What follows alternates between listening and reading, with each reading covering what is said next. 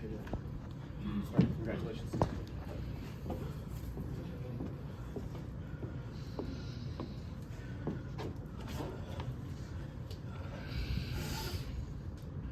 You need a moment to catch your breath? No, I'm good. All right.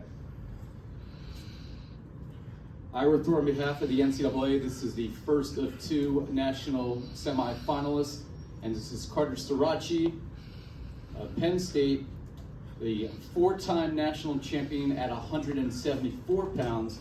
He advances to tomorrow's 184-pound epic national championship bout. Now 28-0 in the year. He had a 9-3 win over Dustin Plott of Oklahoma State in our semifinal. Carter, give you a chance for some opening statements. No opening statements, just always ready to go like I always am. All right, we will open the floor for questions. We'll allow the microphone to come to you. Please raise your hand. Tyler Messinger, Flow Wrestling. Carter, you wrestled Parker Kekheisen, who you'll see in the finals earlier in the year in the exhibition. What did you feel from him then, and what are you expecting? Well, first of all, I mean, that's just, I think, what a great event by Flow Wrestling to be able to have an event like that. Obviously in my hometown, but just, I think it's always important. I think that's just something that these other top guys, they need to put that foot out there, you know what I mean? It's just because you get high level competition, and now it's for me, I'll see him again. So, and as far as what I take from that match, I mean, he's obviously a tough kid, but to be a national champ, it takes a lot more than toughness, so we'll find out tomorrow night. Bob Flounders, Penn Life. Carter, earlier this week you were up at Penn State and you were talking about the field in general, and you said for up to you just wrestle all of them and take care of business in over 3 days. Yeah. Now that you're one match away from potentially achieving your goal, how do you feel? What's going through your mind, and what's it going to be like for you for the next 24 hours? For me, always thanking God and always being grateful for the moment, and so that's something that I always try and do before a match, during my match, after my match, just anytime I really get the thought to make sure that goes through. And then obviously I'll have to get my weight down tonight and things like that. So that's the wrestling process right there. But for me, it's no different, honestly, what goes through my mind. Like, it's for me when that whistle blows, you gotta turn the kill switch on, and whoever's out there in front of you, I mean, that's who you gotta take out. So that's kind of my mindset, and for me, that's easy to do. So like doing the media stuff, getting the weight cut, it's going to practice, it's sitting around all day. For me, I get to watch my teammates because a lot of my teammates are going before me, so that's exciting, but I also have to stay kind of cool and collected. And so that whole process, it kind of feels like you're chained up, and that's almost the hard part. And then when you get out there and you're wrestling, that's the easy part. So that's, I can do that all day long. Front row, next question for Carter. Carter, Craig Pickle from Blue White Illustrated. What's the Friday night weight management, weight cut process like for you at 184 compared to what it was every other year you've been here at 174? It's about the same. I mean, I'm cutting a good amount of weight. I think in the years prior, maybe I was a little more, it was leaner, and so my body was fighting against it a little bit. And I mean, it's always tough, but for me, I kind of use those moments because it kind of helps you dial in. You know what I mean? When you're getting the weight off and things like that, it gives you a little edge, and it gives you that mental peace. You know what I mean? Like, I'm doing all this not just to make the weight. You know what I mean? I'm going out there to smash your face in, and so just kind of using all that emotion, all that training, all the hard work, all the dedication. I don't want to say sacrifice, because I feel like when you sacrifice something, it means you're giving up something. And for me, I'm not giving up anything. This is what I want to do.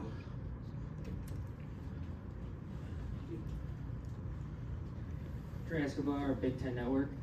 You had a dominant performance in the semifinals. What has allowed you to create that separation between you and the pack?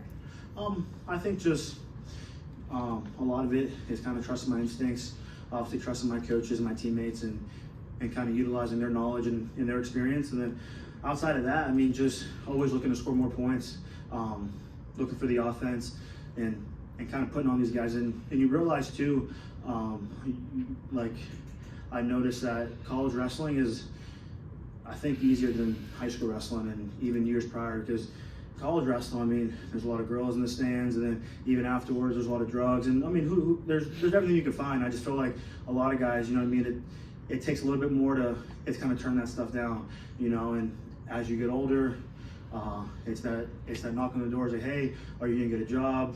what are you gonna do? It's your girlfriend wants to move in, you gotta pay bills. So life kind of comes at you. So I feel like a lot of guys kind of feel that pressure and they go different ways. And so at this level, there's only a few guys that are all in, and obviously I'm one of those guys.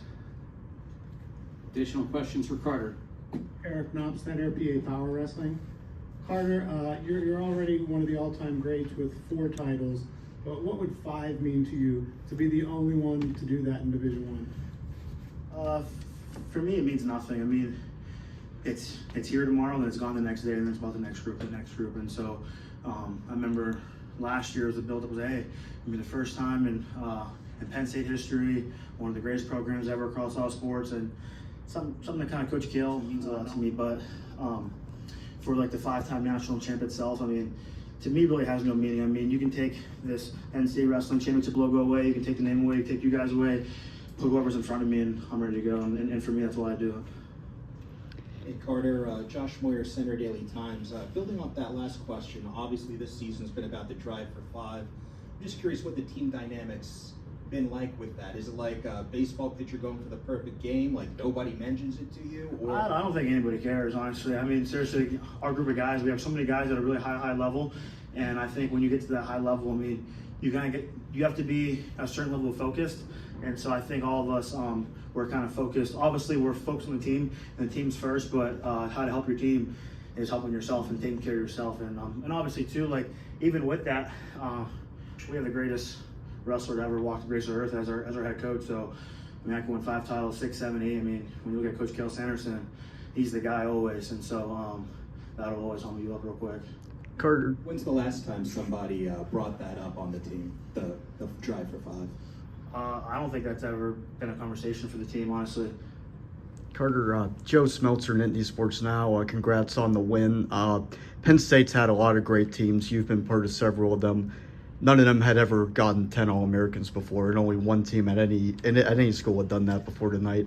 What does it mean to you to be part of a team that's had 10 All-Americans? Because we had only seen it once, and who knows when we're going to see that again. Yeah, I mean, it's really awesome. I mean, I think that's a true testament to every single kid in the lineup. I mean, all the way from 125 and Luke Lillidahl. I mean, he's as a true freshman and to see his growth. And I remember when he took that, I don't even want to say loss versus Rutgers. I mean, it was a kid kind of ran the whole match and got a takedown, and that's not a real win. But for him, it's just kind of when those things kind of happen and you kind of see how guys respond and how their energy is the next day at practice. And he was a guy that's just picking everyone's brain. And so for him, I mean, he's gonna be well off. And obviously Braden, I mean, he's had 2 great seasons, and he's gonna finish it off this weekend. And Bo Bartlett, I mean, he's been at the top for a while. And obviously Van Ness, I mean, he's a great competitor. And Tyler Kasak, I mean, he's one of the strongest dudes on the team, pound for pound.